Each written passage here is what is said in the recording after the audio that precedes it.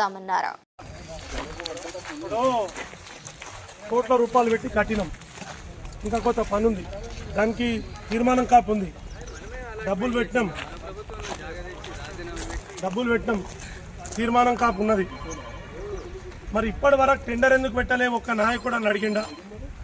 మీ government చేతులు ఉంది కదా, మరి ఇది ఎందుకు టెండర్ పెట్టలే? ఇగో జంగు పట్టిపోతుంది.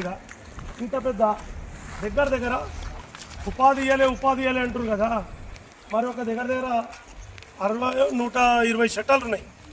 మరి వీళ్ళందరికీ ఉపాధి రాదా? తెల్లప్రపలో ఇది కంప్లీట్ చేసే సోయి లేదా మీకు? ఇప్పుడు నన్ను తిడతారు, పాలకపక్షంలో ఉన్నప్పుడు తిడతారు. మీ పనే తిట్టుడా? పని చేయించుడు లేదా? మినిస్టర్ దగ్గర పోయి ఇట్లుందా అన్న అని చెప్తే ఆయన రాడా? అది బోరు.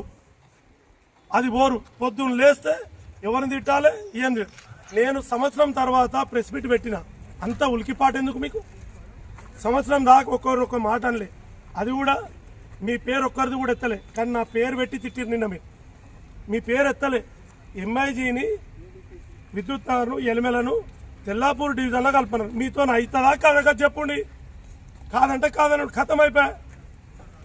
మీరు అది వదిలేసి అది అట్లా అన్నాడు, ఇది ఇట్లా అన్నాడు, చెర్ల స్టోరీ అవన్నీ కూడా ఇప్పుడు చెప్తా. అందుకే తెల్లాపూర్ అన్నలకు నేను ఒకటే చెప్తున్నా, ఇది గంట కానీ ఇలా ఈ విజువల్ చూడాలి. ఎందుకంటే మళ్ళా వాళ్ళ మీద కూడా వేసి నా స్థాయి నేను దిగదార్చుకోలేదు. కాబట్టి ఒకసారి ఇలా కులంకుశంగా చెప్పేస్తా. ఇది చూడండి, ప్లస్ గద్దార్ ఆడిటోరియం అక్కడ సెల్లార్ తీసిపెట్టి ఈ పనులన్నీ పెండింగ్ పెట్టి వర్క్ స్టార్ట్ చేయాలి. ఎందుకు ఆపిరు? దీనికి సమాధానం చెప్పండి. కాంగ్రెస్ కూడా తీసి రెడీ ఉంది, పని అయిపోయింది. మా 10 పోగానే పని అయిపోయింది. ఎందుకు ఆగింది? ఎవరు ఆపిరు?